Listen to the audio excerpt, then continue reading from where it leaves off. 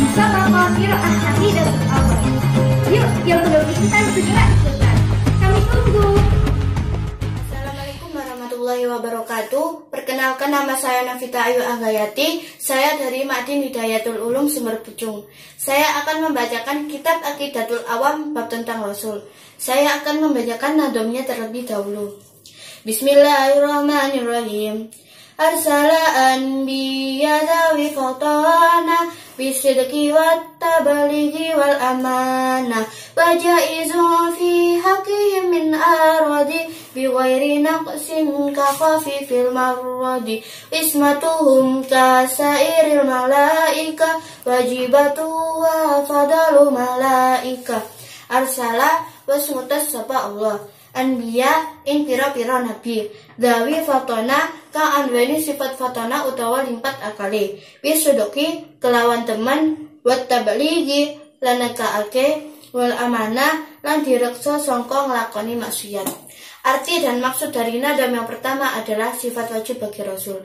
Sifat wajib bagi Rasul adalah sifat yang pasti ada bagi para Rasul. Kita sebagai seorang mukallaf harus meyakini bahwa Rasul itu mempunyai sifat wajib. Sifat wajib bagi Rasul itu ada 4. Yang pertama adalah sidik. Sidik artinya benar atau jujur. Sidik adalah munculnya suatu kekuatan yang dapat melepaskan diri kita dari perbuatan dusta atau bohong, baik itu kepada dirinya sendiri, kepada orang lain, maupun kepada Tuhannya. Seperti contohnya, ketika Nabi Ibrahim berkata kepada bapaknya, itu adalah perkataan yang benar.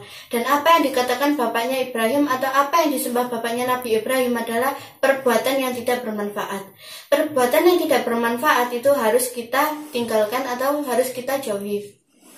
Sebagai seorang pemimpin atau sebagai seorang Rasul, Allah telah memberikan kepada mereka sebuah kitab untuk mengatur misinya. Oleh karena itu, Rasul dan Nabi adalah manusia pilihan. Oleh karena itu, cara hidupnya, sunnahnya adalah salah satu perilaku yang sah bagi umat muslim. Sebagaimana sabda Nabi Shallallahu Alaihi Wasallam yang artinya, siapa yang mengikuti jejakku, maka dia termasuk golonganku. Dan siapa yang membenci sunnahku, maka dia tidak termasuk golonganku. Seperti contohnya, andaikan para Nabi dan Rasul itu tidak bersifat sidik, maka dia bersifat kadzib. Maka berita Tuhan tentang pembenaran kepada mereka pun juga bohong. Padahal perbuatan dan perilaku mereka itu dari Allah atau datang dari Allah yang disampaikan oleh malaikat Jibril. Allah berbohong itu tidak masuk akal. Bukti nyatanya adalah sebuah kitab Al-Quran yang tidak pernah meleset dan tidak ada yang bisa mengubah satu huruf atau satu ayat pun. Yang kedua adalah amanah. Amanah artinya dapat dipercaya. Amanah adalah segala sesuatu yang dipercayakan oleh seseorang, baik itu yang menyangkut dirinya sendiri, hak orang lain maupun Tuhannya. Karakter yang harus dimiliki oleh seorang pemimpin, yakni karakter yang dimiliki oleh seorang Rasul adalah amanah. Oleh karena itu, Nabi Muhammad digelar sebagai julukan gelar Al-Amin. Sifat ini yang dapat mengangkat posisi Nabi Muhammad sebagai seseorang yang benar-benar bertanggung jawab, baik bertanggung jawab kepada amanah, kepercayaan maupun tugas-tugasnya. Amanah dalam hal ini adalah Rasulullah telah dipercayakan dalam aspek kehidupan, baik itu di bidang politik, ekonomi, maupun agama. Yang ketiga adalah tabalik. Tabalik artinya menyampaikan. Dalam makna bahasa, tabalik artinya menyampaikan. Dan dalam makna istilah, tabalik artinya menyampaikan ajaran-ajaran dari Allah kepada umat manusia untuk dijadikan pedoman dan untuk memperoleh kebahagiaan dunia dan akhirat. Isi dan pokok kandungan dari sifat tabalik adalah perintah untuk mengerjakan perbuatan yang baik dan benar, dan larangan untuk mengerjakan perbuatan yang keji. Diceritakan dalam riwayat Ali bin Abi Thalib itu telah ditanya tentang wahyu yang tidak ada dalam Al-Quran. Lalu Ali pun menegaskan bahwa demi zat satupun yang tidak dapat membelah diri atau melepas napas, tidak ada yang disembunyikan kecuali pemahaman seseorang terhadap Al-Quran.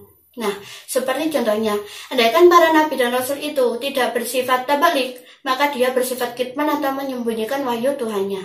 Oleh karena itu, jika para nabi dan rasul seperti itu, kita juga disuruh untuk menyembunyikan ilmu. Sebab Allah menyuruh kita untuk menyembunyikan atau tidak menyembunyikan sesuatu. Dan Allah menyuruh kita itu untuk mengikuti ajaran para nabi dan rasul. Yang keempat adalah fatona. Fatona artinya cerdas.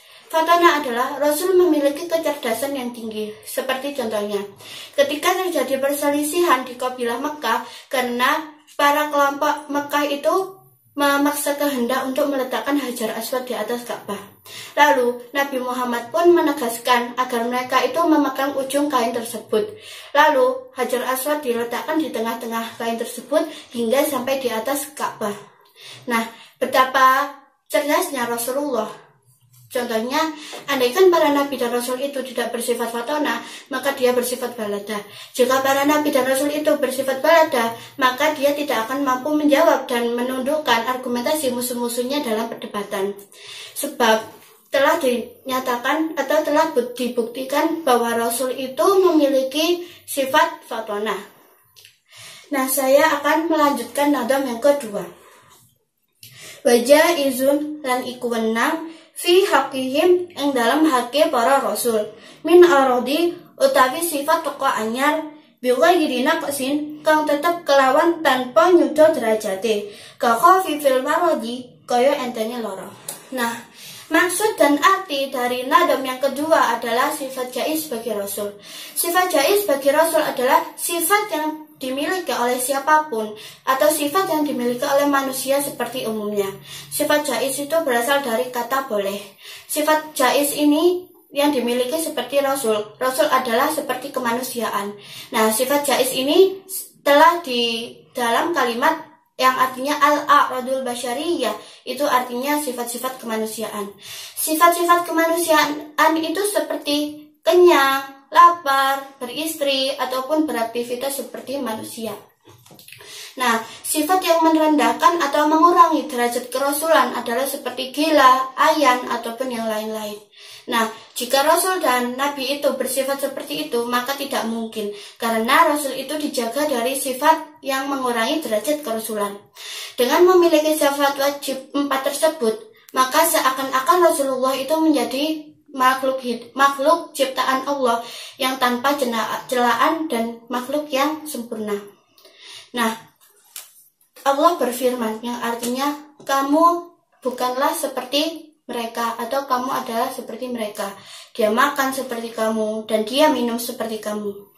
Pembawaan Rasulullah itu seperti manusia. Dia makan, dia lapar, dia beristri, dia berjalan seperti manusia.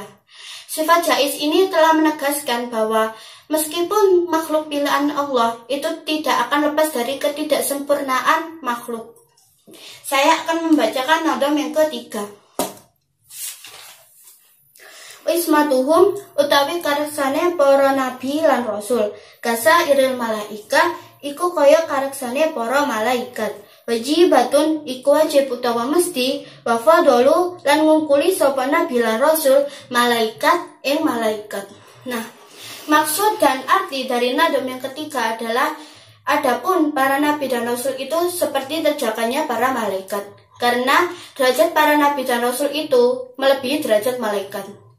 Nah, maksudnya itu kita sebagai seorang mukallaf harus meyakini bahwa para nabi dan malaikat itu tidak dijauhkan dari sifat malaikat atau dijauhkan dari sifat maksiat.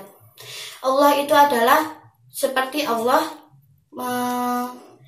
Allah itu melindungi para malaikat. Tetapi derajat Rasulullah itu lebih dari malaikat. Nah, sekian dari saya. Ada kurang lebihnya mohon maaf dan semoga bermanfaat untuk kita semua. Wassalamualaikum warahmatullahi wabarakatuh.